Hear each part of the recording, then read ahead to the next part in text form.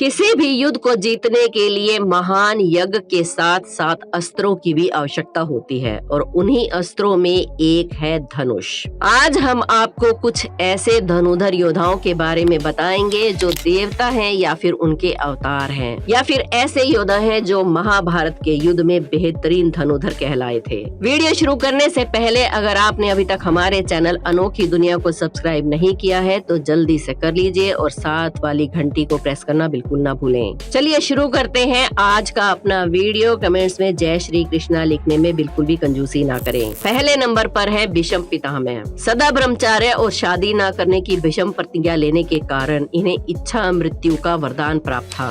गंगा के पुत्र भीष्म ने खुद परशुराम से विद्या ग्रहण की थी और ऐसे शस्त्रों का ज्ञान ग्रहण किया था जिसने उन्हें अजय बना दिया था। वो हर अस्त्र को चलाने में माहिर थे और साथ ही एक बहुत बड़े धनुधर भी थे। केवल अपने धनुष की प्रत्यंचा की ध्वनि से ही वो अपने विपक्षी सेना का संहार कर देते थे। उनके पास ब्रह्मास्त्र से लेकर नारायण और शिव जी का पशुपास्त्र भी था, जिसमें से उन्होंने सिर्फ ब्रह्मास्त्र का ही उपयोग किया था, वो भी अपने ही गुरु परशुराम जी पर। दरअसल ये बात उस समय की है जब कौरवों और पांडवों का जन्म भी नहीं हुआ था। भीष्म ने अपनी शक्ति के बल पर काशी राज की 3 पुत्रियों को जबरदस्ती हरण करके अपने भाई विचित्रवीर्य से विवाह करने के लिए विवश किया। अंबिका और अंबालिका का विवाह तो विचित्रवीर्य से हो गया, लेकिन अंबा ने कहा कि वो शैलवराज से प्रेम करती हैं, इसलिए उनसे विवाह नहीं कर सकती। ये सुनकर भीष्म ने उन्हें राजा शाल्व के पास भेज दिया। राजा शाल्व ने ये कहकर अंबा से विवाह करने से इनकार कर दिया कि वे हरण करके ले गई स्त्री से विवाह नहीं करेंगे।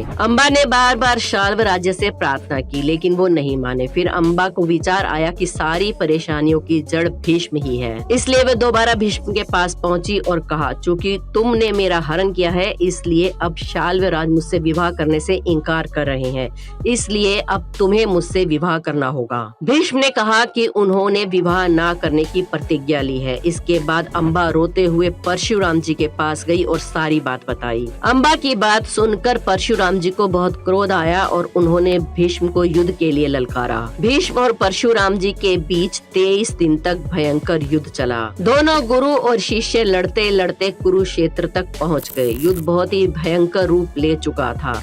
दोनों ही बहुत बलशाली थे। कभी परशुराम जी का पलड़ा भारी होता तो कभी भीष्म का पलड़ा भारी पड़ता। 23 दिन तक युद्ध का कोई भी जब परिणाम नहीं निकला तो नारद मुनि सहित भीष्म की माता गंगा और अन्य ऋषियों ने आकर समझौता करवाया और युद्ध को बंद करने की प्रार्थना की। इस पूरी घटना से पता चलता है कि भीष्म पितामह कितने बड़े धनुधर और योद्धा थे। अब आगे बढ़ते हैं और बात करते हैं दूसरे धनुधर की, जो है अर्जुन। 5 पांडवों में से एक थे अर्जुन, जो कि पूरी दुनिया में अपनी धनुर्विद्या के लिए प्रसिद्ध थे। गुरु द्रोणाचार्य के श्रेष्ठ शिष्यों में से एक थे अर्जुन, जो कि उन्हें बहुत ही ज्यादा प्रिय थे। गुरु द्रोण ने अर्जुन को धनुष सिखाते हुए वचन दिया था कि तुम इस दुनिया के यानी कि संसार के सबसे श्रेष्ठ धनुधर योद्धा कहलाओगे। अर्जुन के धनुष की टंकार से पूरा युद्ध क्षेत्र गूंज उठता था। उन्हें गांडीवधारी भी कहा जाता था क्योंकि उनके धनुष का नाम गांडीव था। द्रौपदी के स्वयंवर में पानी में मछली की परछाई को देखकर पेड़ पर टंगी मछली की आंख पर अर्जुन ने निशाना भेदा था।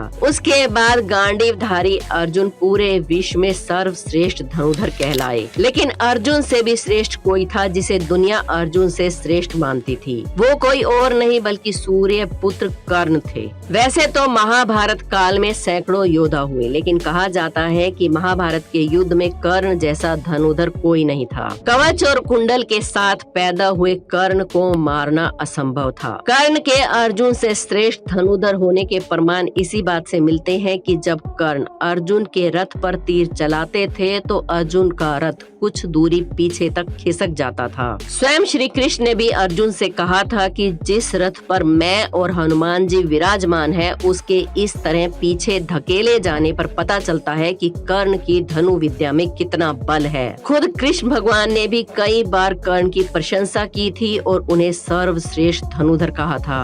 अब बात करते हैं ऐसे धनुधर की जिसका अंगूठा अगर ना लिया गया होता तो महाभारत के परिणाम आज कुछ और ही होते। जी हाँ, आप बिल्कुल सही समझे हैं, वो कोई और नहीं बल्कि एकलव्य है। गुरु द्रोण की मिट्टी से मूर्ति बनाकर उसके समक्ष एकलव्य ने धनु विद्या सीखी थी। गुरु द्रोण को जब ये बात पता चली कि एकलव्य अर्जुन से श्रेष्ठ धनुष बाण चलाना सीख गया है, तो उन्होंने एकलव्य से पूछा कि तुमने ये विद्या कहाँ से सीखी। इस पर एकलव्य ने कहा, गुरुवर, मैंने आपको ही अपना गुरु मानकर आपकी मूर्ति के समक्ष ये विद्या हासिल की है। इस पर गुरु द्रोण ने कहा कि अब तो तुम मेरे शिष्य बन गए हो और तुम्हें मुझे गुरु दक्षिणा देनी होगी। ये बात सुनकर एकलव्य प्रसन्न हो गया और कहने लगा कि गुरुवर, मांगिए, आपको गुरु दक्षिणा में क्या चाहिए। द्रोण ने कहा कि मुझे तुम्हारे सीधे हाथ का अंगूठा चाहिए। अर्जुन को गुरु द्रोण ने वचन दिया था कि तुम इस दुनिया के सबसे श्रेष्ठ धनुधर बनोगे और इसी वचन की रक्षा के लिए उन्होंने एकलव्य से उसका अंगूठा मांगा था। एकलव्य ने भी बिना किसी सवाल जवाब के अपना अंगूठा काटकर गुरु को दे दिया। कहा जाता है कि एकलव्य अंगूठा बलिदान करने के बाद भी नहीं रुका और बिना अंगूठे के ही धनु विद्या में कुशलता प्राप्त करने लगा। आज के युग में आयोजित होने वाली सभी तीर अंदाजी प्रतियोगिताओं में अंगूठे का प्रयोग नहीं होता है, उसमें केवल 3 उंगलियों का ही प्रयोग किया जाता है। इसीलिए एकलव्य को आधुनिक तीरंदाजी का जनक कहा जाता है। एक कथा के अनुसार एकलव्य श्री कृष्ण को शत्रु मानने वाले जरासंध के साथ जाकर मिल गया था। जरासंध की सेना की तरफ से उसने मथुरा पर आक्रमण भी किया। एकलव्य ने यादव सेना के अधिकतर योद्धाओं को मार दिया था। जब ये सूचना श्री कृष्ण के पास पहुंची तो वो युद्ध क्षेत्र में पहुंचे। श्री कृष्ण जानते थे कि अगर एकलव्य को नहीं मारा गया तो वो महाभारत के युद्ध के समय कौरवों का साथ देगा और पांडवों की परेशानियों को बढ़ाएगा। इसलिए श्री कृष्ण ने एकलव्य से युद्ध किया और श्री कृष्ण के हाथों एकलव्य मारा गया। दोस्तों, अब बात करते हैं एक ऐसे धनुधर की जिसके बारे में कहा जाता है कि अगर ये अपने 3 बाणों का इस्तेमाल करते तो महाभारत को 2 पल में ही खत्म कर देते। जी हाँ दोस्तों, ये वही बर्बरीक है जिन्हें आज के समय में खाटू श्याम बाबा के नाम से जाना जाता है। युद्ध के मैदान में भीम के पौत्र बर्बरीक दोनों खेमों के मध्य बिंदु एक पीपल के वृक्ष के नीचे खड़े हो गए और ये घोषणा कर डाली कि उस पक्ष की तरफ से लड़ूंगा जो हार रहा होगा।